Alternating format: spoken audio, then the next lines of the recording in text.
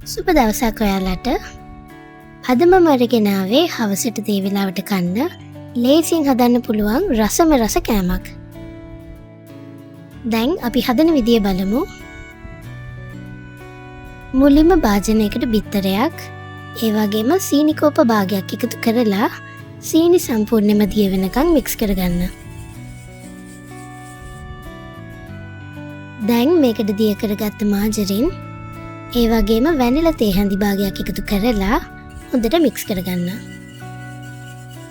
මේකට ඔයාලට මාජරින් වෙනුවට තෙල් එකතු කරගන්නත් පුළුවන්. එහෙම තෙල් එකතු කරගන්නවා නම් ලුණු ටිකකුත් එකතු කරගන්න. දැන් මේ මිශ්‍රණයට රුලන් කෝප භාගයක් එකතු කරලා ඇටි හිටින්නේ නැති විදියට හොඳට මික්ස් කරගන්න ඕන.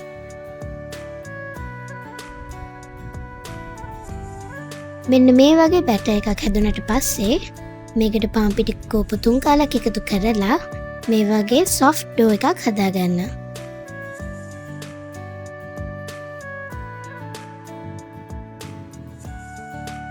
මේ හදාගත්ත dough එක දැන් විනාඩි 10ක් පැත්තකින් තියාගන්න ඕන. විනාඩි 10කට පස්සේ මේ dough එක බෝඩ් එක උඩින් තියලා මේ විදියට රෝල් කරගන්න.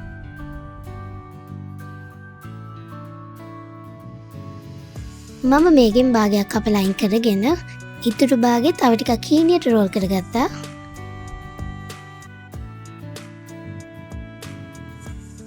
දැන් මේක සමාන පොඩි කෑලි වලට කපාගෙන ඔයාලට ඕන හැඩයකට හදාගන්න. මම මේ විදියට ටිකක් දිග හැඩයකට තමයි හදාගත්තේ.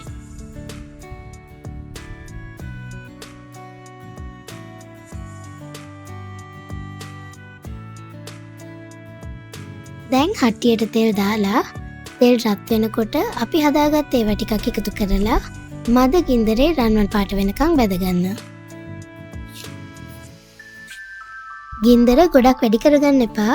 එහෙම වුණොත් මේකේ මැද අමු වෙන්න පුළුවන්.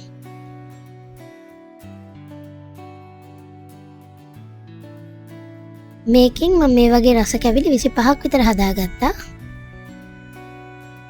ඉතින් ඔයාලත් මේක හදලා කාලා බලලා රස කොහොමද කියලා කමෙන්ට් කරන්න.